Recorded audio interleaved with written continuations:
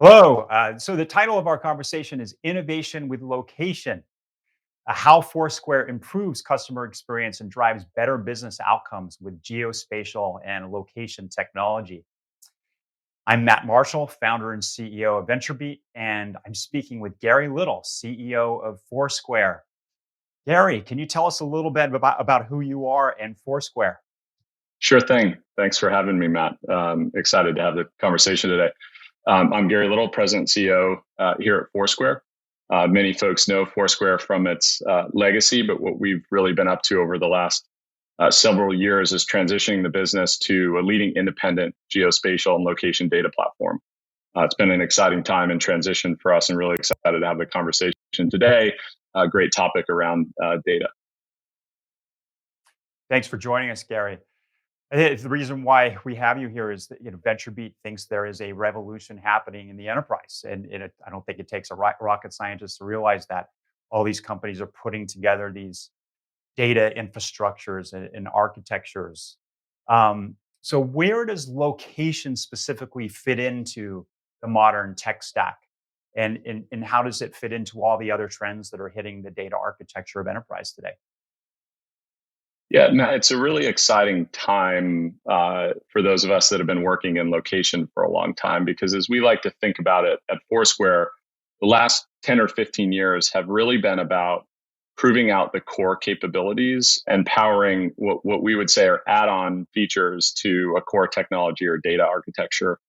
If you look at what's happened over the last 2 or 3 years with a combination of the rise of cloud architecture, edge computing, um, you know, uh, data solutions in the cloud, companies like Snowflake and Databricks and Amazon Data Exchange and all these other platforms, combined with what we've seen over the last 2 years of living through a pandemic where digital investment has rapidly increased. Every company now is thinking more and more about understanding the bridges between the physical location of their customers and that digital experience.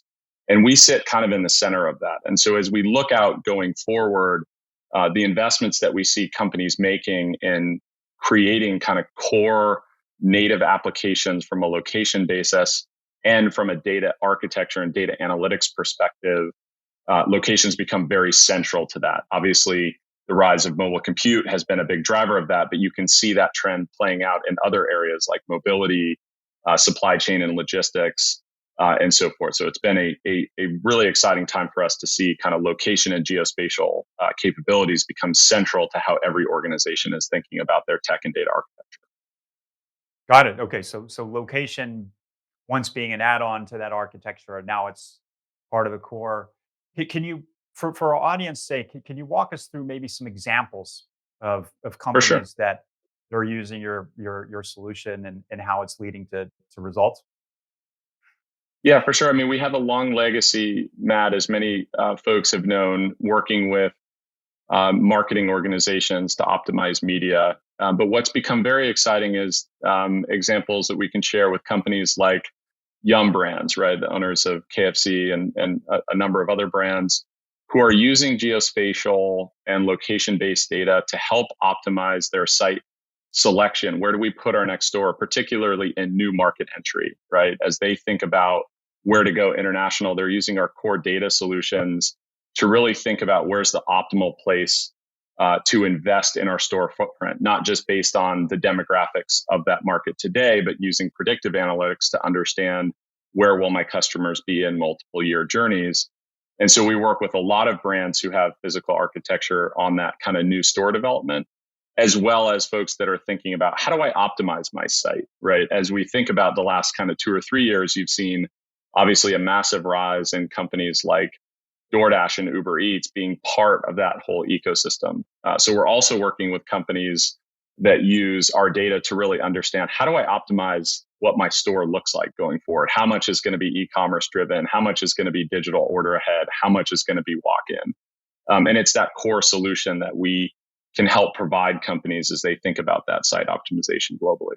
Another I can give you, Matt, from the real estate universe, Redfin did some work to understand that about a quarter of all of their customers view places around where they purchase a home as a key ingredient layer. And so using our POI data set on a global basis, they've built customized ability to really view not only the neighborhood statistics, schools, and so forth, but what kind of restaurants are in the neighborhood that I'm moving into, and so forth. So that's been a big driver, as well as they're sort of looking at something like 30% of all of their new home purchasers are moving to an entirely new area. So that deep understanding of not just the stuff that really matters, schools and things like that, but what can I do in my area has become very key to powering a very robust user experience for them. Great, Gary. It sounds obviously a key component for any retailer, to have this location in their data architecture, and these consumer service companies, Redfin in real estate makes sense. How broad does this this location go? Yeah, do you service companies outside of the retail and consumer services, for example? Yeah, for sure. I mean, there's two ways to kind of think about just how broad this is, Matt, right? Obviously, companies like retailers that have large physical presence and need to understand how many people are coming in and out of their stores, what's the purchase data of that, and so forth.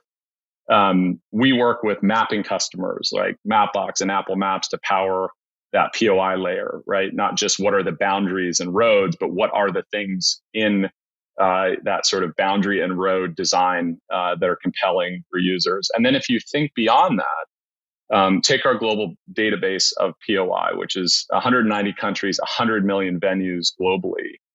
A lot of our customers are actually those small businesses that want to make sure that their hours of operations, their address, their phone numbers, and so forth are correct in our architecture. Because again, we're pushing a bunch of that POI downstream to very big players like Apple Maps and so forth. And so when you think about who uses our services and who's benefiting from it, I could make a pretty convincing argument that every business, actually, as we go forward, has some level of location demand as part of it. One of the other trends that's really interesting, Matt, is not just on the retail side, right? Physical retailers, but you think about e-commerce as a whole ecosystem. There's companies like ShipBob that help try to compete with Amazon. All of those businesses require the type of planning architecture that we talk about. Where do you put a distribution facility to be able to service your customer base in a reasonable amount of time? And so we see it kind of in every vector. We see it in places like energy, where energy companies use our data to target their advertising at a more granular level, and more importantly, optimize how they spend in digital channels to really get the impact that they need to get their customers in their region. So we see it across pretty much every sector today. Yeah, and Gary, you mentioned financial services and fraud detection, Yeah, and location protection. It brings up another question, Gary. There's some huge trends and developments happening around data privacy and yeah, segmentation now, where you have obviously GDPR came about a couple of years ago, but then Austria recently banned Google Analytics, as I understand it. Companies are having to segment increasingly by location. Russia yeah, and Ukraine might take that to a whole new level, right? Where you have countries and regulators taking sides in this war, and so new rules by those regulators on how you have to govern data for customers in various territories. So, as a location company, where do you see the big trends going for data management in this area? yeah, man. It's a really it's something we spend an awful lot of time on. Privacy for us. Um, in that we handle probably the most sensitive PII, where are devices in the world, and by proxy, where are people, is something that we've had a long legacy. I give Dennis a tremendous amount of credit, who founded Foursquare, understanding very early that this is a superpower. And with that superpower comes a great deal of responsibility. So things like opt-in mechanisms that allow the user, we've become very familiar with that, right, over the last kind of 12 to 18 months as both iOS and Android adopt sort of these provisions. Our technology has always worked on that opt-in. You've always had to tell Foursquare's tech that yes, you want location tracking on, and whether you want it on all the time or only when you're using the app. And that architecture, Matt, is super important to us as a platform. And we're glad to see, sort of global regimes regulate in that way. We've actually written a number of op-eds in support of that. And where we see it going is as the entire market understands the sort of boundaries of privacy. What's happening in the data architecture world is really, really fascinating from our perspective. So with the rise of, again, Snowflake and Databricks and Amazon Data Exchange and many, many others in the cloud, all investing in clean room architecture that really helps uh, companies use both their data and data from companies like ours in a fully privacy compliant manner, right? Being able to join that in a universe where a customer doesn't have to actually send us sensitive data to create a compelling product or increase the data value that they have kind of in their walls is a really compelling opportunity that we see. So we're investing a tremendous amount in the ability to take our software and power that inside of owned instances on the cloud for our customers, because the value of location data has never been greater. Certainly, COVID has driven a lot of that knowledge set that, hey, understanding our customers in a real world context is super critical. But doing that in a privacy compliant manner is just, we think it's table stakes, Matt. So the ability to do that in kind of owned architecture on the cloud, on private and public clouds is just super, super important. And it's an area we're spending a lot of time investing in our capabilities. Gary, that is very interesting. Can we maybe dig into that a little bit more? So whether it's McDonald's or Starbucks Yeah.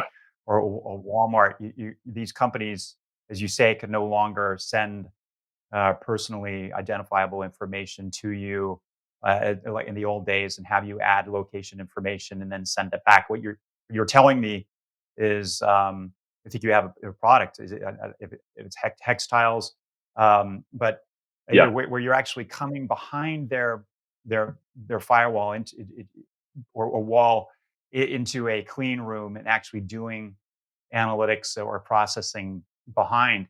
Can you talk a little bit about what you're doing there and how you're investing in that sector and where you Yeah, see for it playing sure, out? Matt. And you're hitting on something really important that in the context of extracting value, and I know the data is the new oil might be the topic du jour. As you've heard me say before, we think of it slightly differently. We think it's the refining process that creates real value out of data. Data in and of itself can sometimes be overwhelming to even extract value from, right? And so it's that refining process. And in that refining process, the way to really simplify how does location data work? We join disparate data sets, right? And so one of the things we've invested in and just shipped about 2 weeks ago is our Hextile product, which is a geospatial data join technology that makes it very easy to combine large data sets about your customers with location data. And so our investments really are around how do we do that? How do we join data? The old model, as you rightly said, is we would typically join a bunch of data with inside our walls and ship a product back to customers. What's more exciting to us is can we actually use very common join technology? Hextiles is our answer to that, to be able to combine data in a very seamless way in controlled environments so that a customer can build an experience based on location using both their data and ours, while neither one of us actually has to have aperture into that data set, right? We can join it directly in a clean room environment and keep that data governance where it needs to be from a privacy standpoint. That unlocks for us, we think, a tremendous wave of investment around location. Let's be honest, Matt, location can be creepy. There can be things that consumers don't want their data used for. But we believe that instances, I gave you the instance a couple days ago of, you used to use Uber, you had to know addresses. And it was very frustrating to like toggle between the app and where am I trying to go and where am I being picked up, especially when you're traveling. Today, you can use our technology inside of the Uber interface to just know a venue. I'm going to this bar, this restaurant, this airport, this office building. And it makes the user experience much easier. To be able to do that in privacy compliant ways using complex join technology like Hextiles unlocks a huge wave of opportunity from our perspective. And what our customers keep telling us is they're excited about these revolutions because as data privacy and governance regimes, GDPR, you mentioned, California privacy, things that are happening in the regulatory environment become the norm. This is a way for those companies to continue to get the value and in many cases actually invest ahead of the value curve because that one-to-one relationship they have with their customers isn't being broken. It's the ability for them to ship that customer data to somebody else to do stuff that's created a lot of the issues. And so we see this as a huge opportunity for us to simplify that, to add location into everything that you're doing and to do it in a privacy compliant way is hugely exciting for us. Yeah, yeah, that's fascinating. You mentioned the example of the Uber, I was when we were prepping, and I was talking about taking the rides into San Francisco and being able to plug in a restaurant name or a cafe. Whereas a couple years ago, that process was a little clunkier, where I had to, to to confirm, hey, this was the right place. They maybe provoked with a couple of addresses that were options, but are you saying that that is an example of hex tiles at work or getting behind the clean room in say a Snowflake instance of an Uber? Again, I'm not sure how much you could talk about customers here, but is that the type of thing that you're seeing happening accelerated by the pandemic?